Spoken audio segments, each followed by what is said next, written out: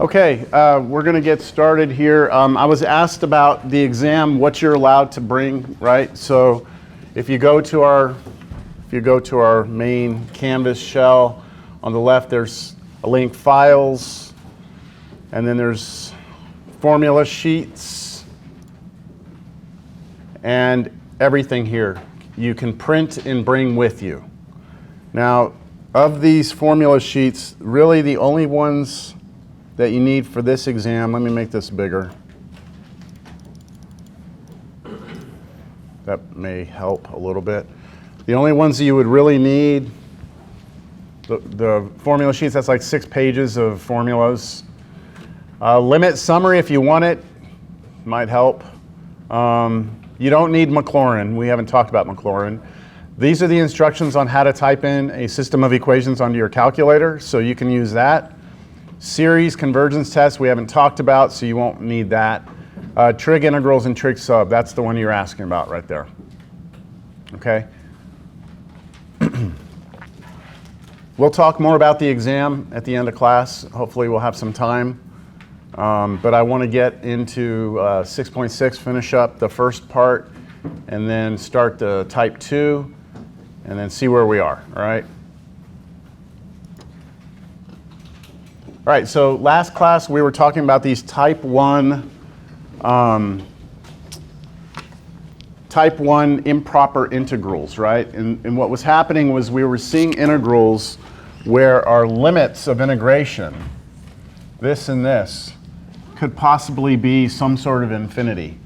So we could have, a fixed number here going to infinity, or we could have going from negative infinity to a number, or we could even go from negative infinity to infinity.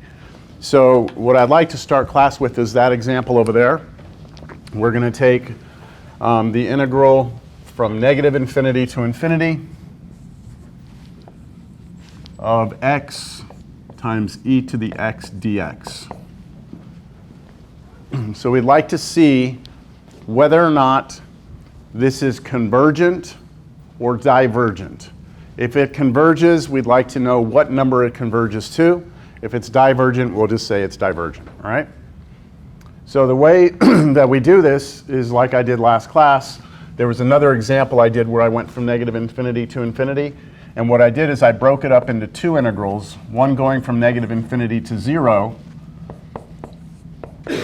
and then I added to that the integral that goes from 0 to infinity. Does this look okay to you? Yeah? Yeah?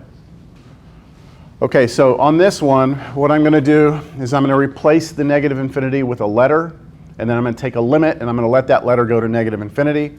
On this one, I'm going to replace this infinity with a different letter, and then take a limit and let that go to infinity, and then see what happens.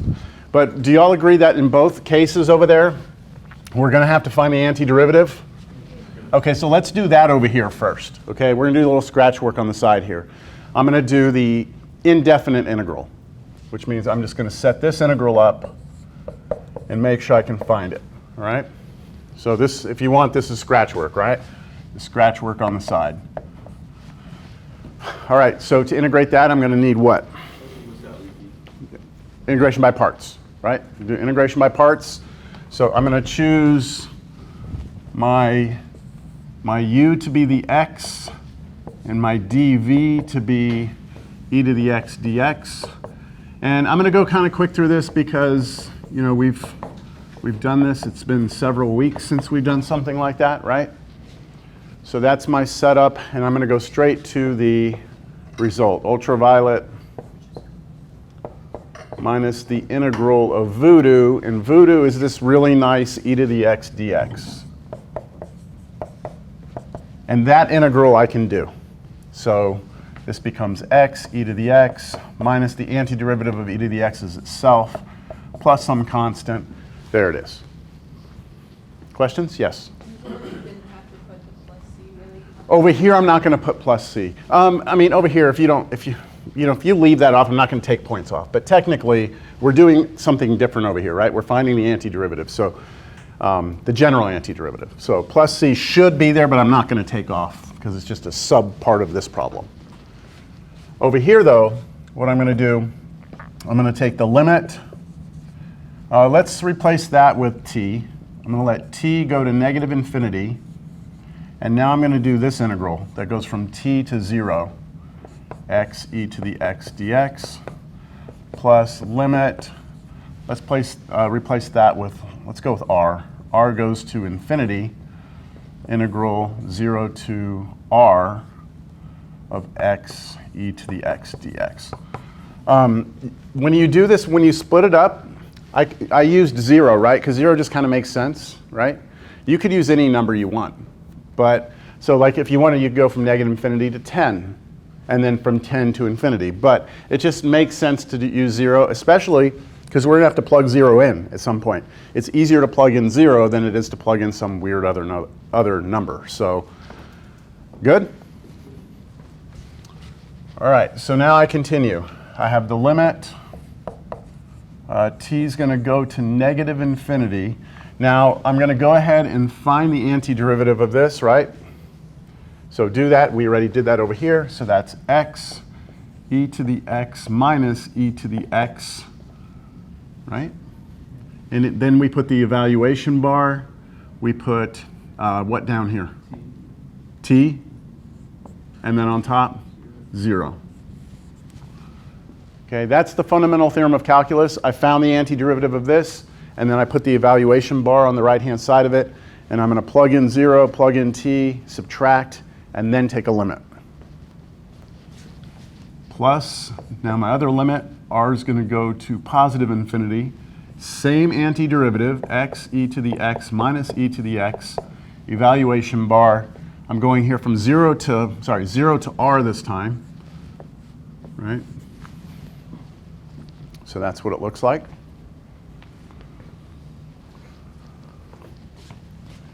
Equals limit, t goes to negative infinity. Okay, in this bracket, I'm going to have to plug in 0, then t, right? So I'm going to do 2 sets of parentheses here. First, let's plug in 0. So if I plug in 0 here, 0 times e to the 0, well, that's 0, minus e to the 0 is 1. So that should just be a negative 1 in there. And then I have to plug in t. Well, plugging in t, all that does is changes all the x's to t's. I'll figure that out in a minute. Plus limit, r goes to infinity. All right.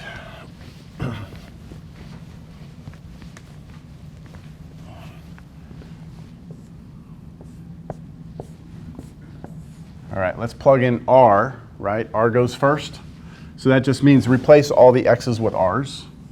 So r e to the r minus e to the r. By the way, I should mention, this is a type 1 improper integral from last class. So this is actually a problem that is fair game on the test. Like this is, right? I'll tell you when we get to type 2, I'll let you know, and then you know that that's not going to be on the test, right? Let's see, we plug in 0. Won't we get the same thing when we plug in 0 that we did over there? Right, so we just have minus 1 here. All right. So we have to do 2 different limits now, right? I need to figure out what's the limit as t goes to negative infinity of this. And then I have to figure out what's the limit as r goes to positive infinity of this, right? So I'm going to do some more scratch work over here. Let's take a look at that first limit. What is the limit? More scratch work. What is the limit as t goes to negative infinity of t e to the t minus e to the t? Well, yeah, so think about, we got to think back to Cal 1 now, right? What's happening here? Let's just, this right here is going to negative infinity, right? Okay, times this right here. This is where students really start to have trouble, all right? What this is saying is, think about what e to the x looks like, right? The function e to the x. We all know that it looks like this, hopefully. We all know e to the x looks like that. I'll call this e to the t, where t is my x-axis instead. right? And what I want to know is what happens to this function as I let t go to negative infinity, which means I want to know what happens when we start going that way forever. Well, where does the function go? To 0, right? Heads to 0. Asymptotically gets closer and closer to 0. So this is headed to 0, isn't it? Then minus, now this is also the same thing, isn't it? So that's headed to where? 0. Okay. With me so far? This is a problem because in Cal 1, hopefully you remember, that when you have a limit and one piece gets infinitely big and the other piece gets infinitely small and you're multiplying them, that is an indeterminate form, which means we don't know what's going on. Like we don't know who wins. All right? So what students will do is on the test, they will get to this point right here and they will just tell me what this limit is without any work. They'll kind of guess it, I guess, and they guess right sometimes, and I still don't give them credit. You have to show me the calculus of how you got that this limit is what it is going to be. All right, so let's do that. I still need to do it. All right, so right now what I'm going to do is I'm going to focus my attention. Okay, so this is kind of gave me like a picture of what I need to investigate. And so really I'm interested in this piece, right? This piece I don't even care about. So let me kind of start over. Now, I know that some of you may not have seen L'Hopital's rule in Cal 1. So if you didn't see L'Hopital's rule in Cal 1, you should probably get with me after class. I can point you to some videos that I have of me covering L'Hopital's rule. There's probably about an hour, 2 hours of me doing it. So if you've never seen it, you need a couple of hours with it, and then you need to practice some problems. All right, so this right here, the form we have of this limit, the form that we're getting here, is something that's going to negative infinity times 0. That's the form. That's an indeterminate form. This is like getting 0 over 0, right? So who in my Cal 1 class going to remind us how to do this? Yeah?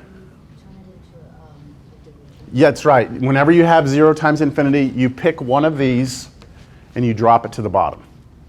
Okay, now the one you pick is kind of, it varies. Sometimes you just have to guess and see if it's right, but you only have two options. You either drop the t to the bottom or you drop the e to the t to the bottom. And if you've never seen this, you're probably like, what the hell do you mean drop it to the bottom? Okay, let me show you the two different scenarios we could do here.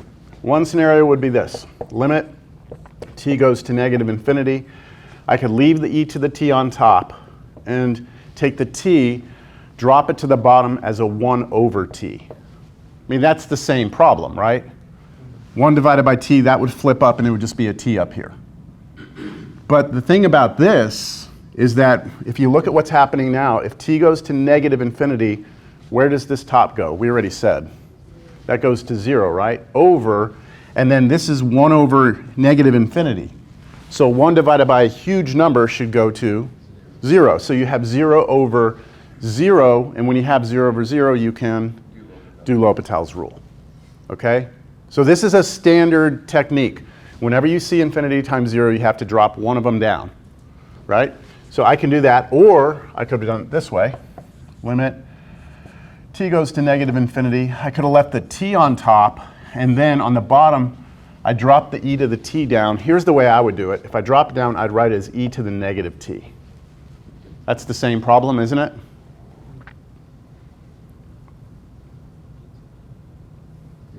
Okay, let's just check to see what happens here. If t goes to negative infinity, the top goes to, well, negative infinity, right? Tricky. Be careful with this one. Draw a picture again. We want to know what happens to e to the negative t, right? As t goes to negative infinity. So what does e to the negative t look like? This is e to the t, right? What does e to the negative t look like? It's a reflection over the y-axis. This is e to the negative t. All right, so it's flipped, right? So we're looking at this one right here, not this one. And we're trying to see what happens to this function as t goes to negative infinity. That means out to the left, right? So what happens to this function when we go out to the left? Goes up to infinity, right? So what do we have? Infinity over infinity, which is what you need for L'Hopital's rule. So for L'Hopital, you either have to have 0 over 0 or infinity over infinity. So do you see that either one of those would work? It's kind of my choice. Yes? Questions? Yes. Pardon me? On the second, it doesn't matter if it is negative infinity to infinity. Doesn't matter? Doesn't matter. No, the sign doesn't matter. You can have negative over positive, negative over negative, positive over positive. All that matters is that the top and bottom are both getting huge. Doesn't matter what sign. Because you could always factor that -1 out and just ignore it, see what's happening to that, and then bring your negative in at the end. All right, so what does L'Hopital's rule say? If you get it to 0 over 0 over infinity, what does L'Hopital's rule say? You can take the derivative of the top and bottom separately, not a quotient rule. Take derivative of the top and bottom, and then look at that limit. And whatever that limit does, that's what the original limit does. So I'm looking at this, what would I rather take the derivative of? Me personally, derivative of e to t is pretty straightforward, right? This is a little bit weird, right? The derivative of 1 over t is -1 over t squared, right? So that's a little weird derivative here. I really like this one though, because the derivative of the top is what? 1. And derivative of the bottom is negative e to the negative t, because it's a chain rule, right? You have to take derivative e to the negative t, which is itself, but then a -1 pops out. So I'm going to do this one. So by L'Hopital's rule, and whenever we do L'Hopital's rule, we usually put an L or an H right here. And that lets everyone know we're doing L'Hopital. I think I asked you all this last time. Show of hands. How many of you have never seen L'Hopital? Never seen. Didn't see L'Hopital? It's okay if you haven't. I just need to know. Everyone here saw L'Hopital in Cal 1?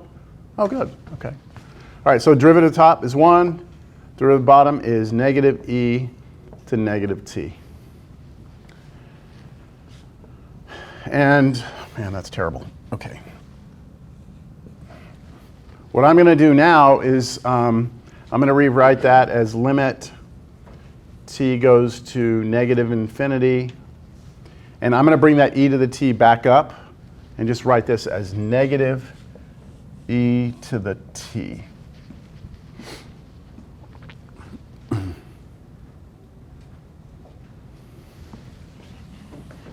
I'm going to go one more step. I'm going to bring the negative completely out. It's like a -1 in front of this. The reason I'm doing all this is because I wanted to get it all the way back to this, because we looked at that a second ago, didn't we? Yes. E to the t, and we said what happened when t went to negative infinity? Where was this going? 0, right? And then -0 is still 0. So this is 0, right? So my answer is 0? Yes. Okay, so back here, right? This, because we did all that, goes to 0. Like I said, on a test, if you tell me that that is 0 without any work, you're going to lose points, all right? You have to show that this limit is 0. Now, -0 is still 0, right?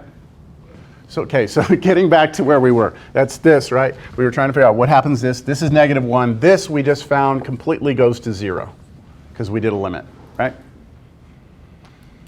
All right, we're halfway there. Now we need to do this one. Okay? Any questions?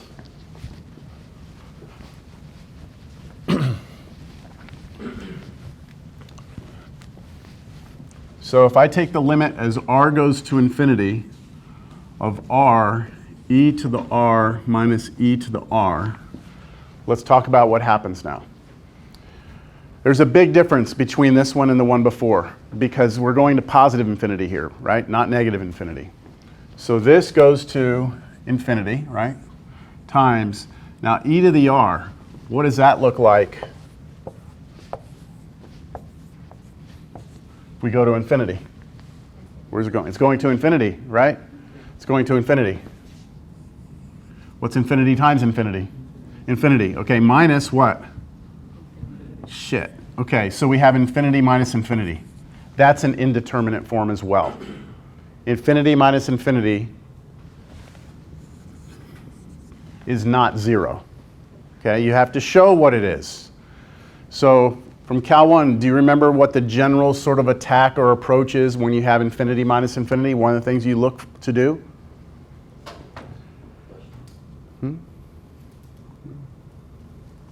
Factor. See if you can factor. So look at this original expression. Could we factor that? Yes. What could we factor?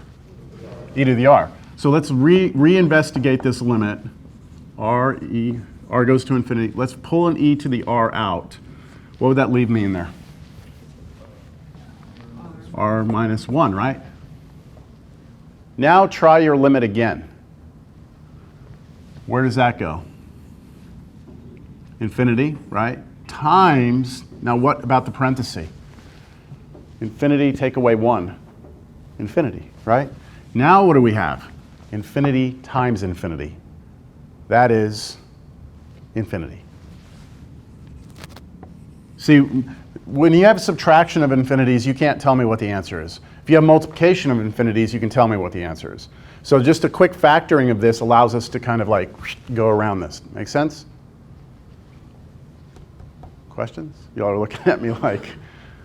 Same for division of infinity. Same for division. What do you mean? Just like multiplication. No, if you have division of infinity like this, then you have to do L'Hopital.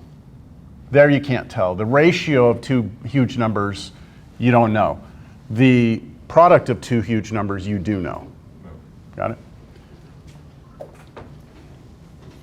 Here's something you would know. Now, this, I'm not saying the number 0 here. I'm saying, let's say that the top was getting big and the bottom was getting small. This would be infinitely big. That you could tell me. Also, you could do it the other way around. If you had 0 over infinity, so if the top is getting small and the bottom's getting big, then you could tell me that that goes to 0. That you could. But infinity over infinity, we need L'Hopital. Okay, so back over here, right? This goes to infinity, doesn't it? Which means this diverges. This integral diverges. As soon as we got this, we were done. Okay? Because look, this is a finite number, -1, 0, plus infinity, boom, it doesn't matter anymore now, right? This thing blows up, gets huge. So remember, the question that we're trying to answer was -infinity to infinity, x e to the x dx. We're basically saying if you were to graph this function, look at it in both directions, what's the area under that curve, right? That's what this question is. Let's look at the graph of that real quick.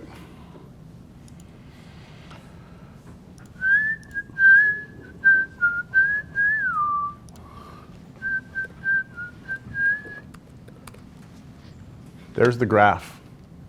If I would have shown you the graph right off the bat, right? If I would have shown this to you, you probably would have been able to tell me pretty easily that the area is going to be infinite, right? Because look what happens to the right of 0. Right, do y'all see that this graph takes off? So the area under here would start to fill up this whole space, wouldn't it? Now, what about just to the left of 0, that area? Can you tell me what this area in here is? Limited. Wouldn't it just be this first piece right here? Wouldn't it be the one that went from t to, well, t goes to -infinity, this t to 0? Wouldn't it be that? And what's that answer? Not 0, hold on. -1. -1, right? Minus 0. So that left piece accounts for that area that's underneath the x-axis. See it? But once we added that right piece, it blew up. So the two of them together became infinite. Got me? Any questions?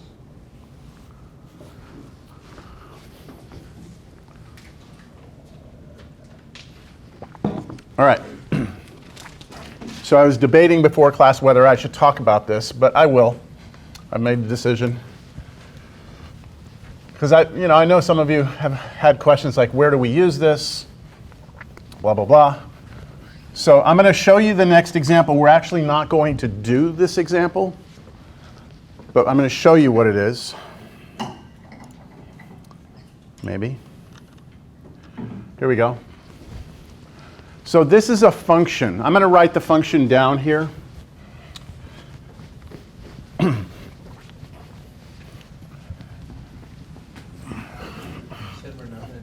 well, let me write it down, you'll see why. Okay, so we have this function f of x,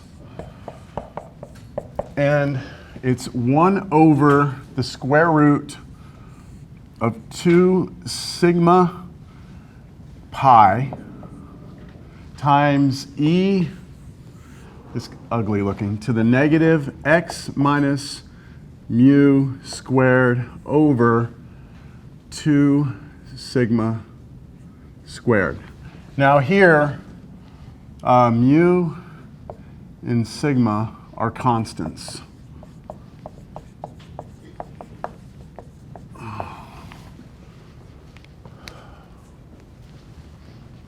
This is known as the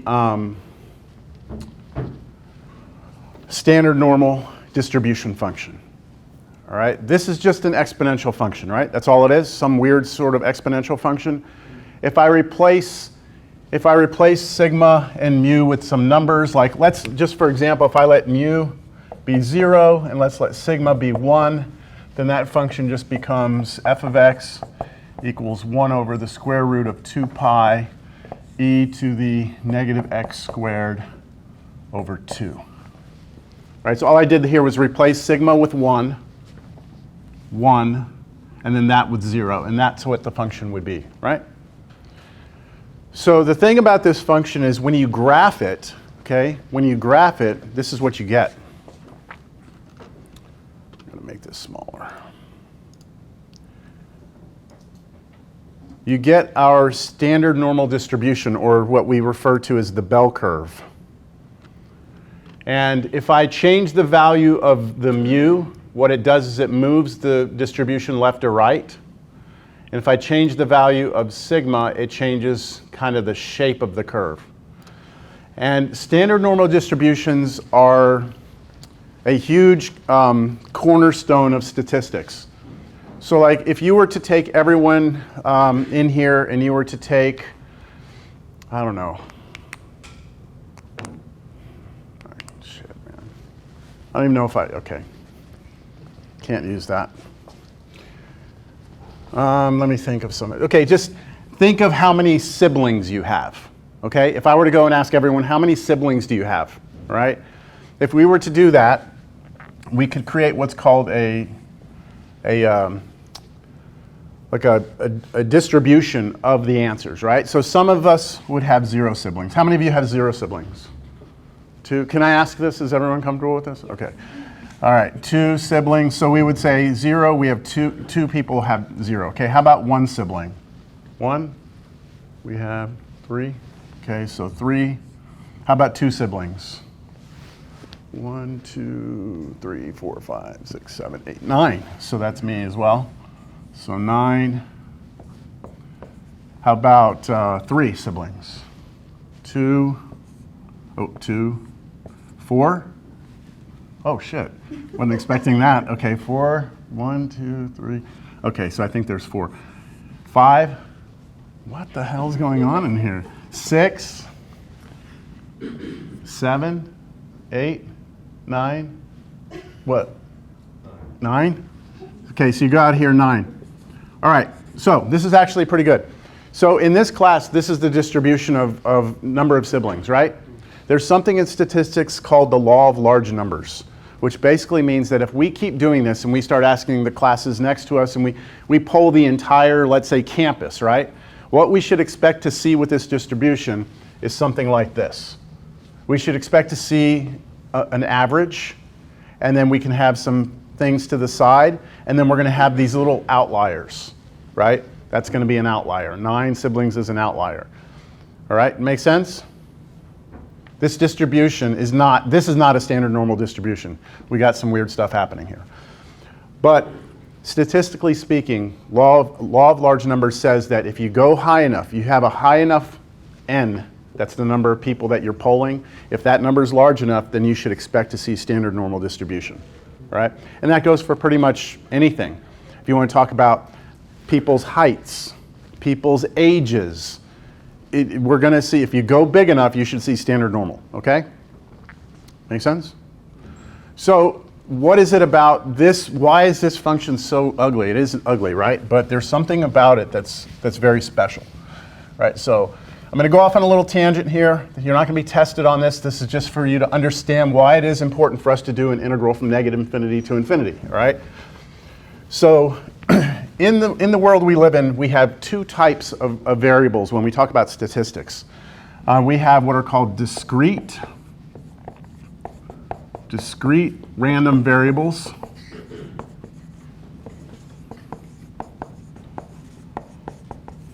Versus what are called continuous random variables. I'll give you examples. A discrete random variable would be something like how many siblings you have.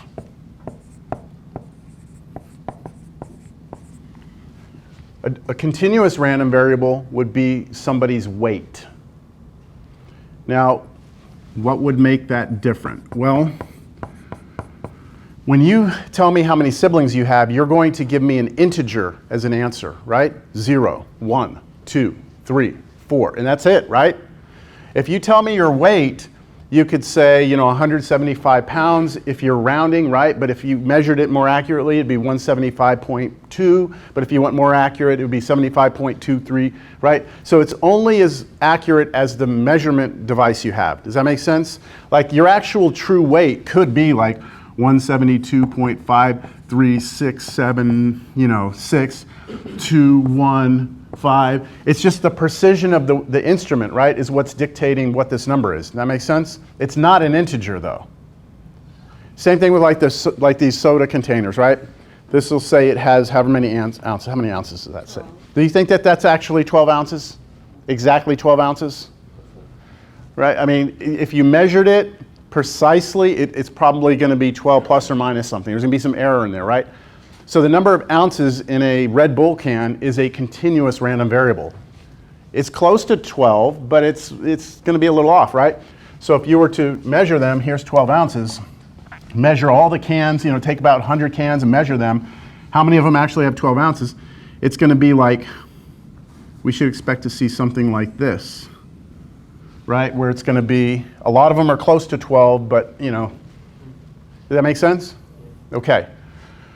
So, all right, that's the two types of variables. Some other discrete random, how many people attend NIOSA, you know what NIOSA is? Fiesta event? How many people go to NIOSA or to a Spurs game on a given night, right? That's a discrete random variable. Continuous random variable. Things that can take on integer values and everything in between. So I'm going to give you a quick example of a discrete random variable that I think everyone can associate with, and that's a 6-sided die, right? You take a die.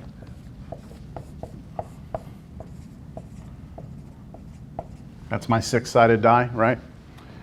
I'm gonna do an experiment. I'm gonna roll this thing, right? I roll it. Here's the outcome, right? And here's the probability. Okay, so what are the possible outcomes? I could have a 1, 2, 3, 4, 5,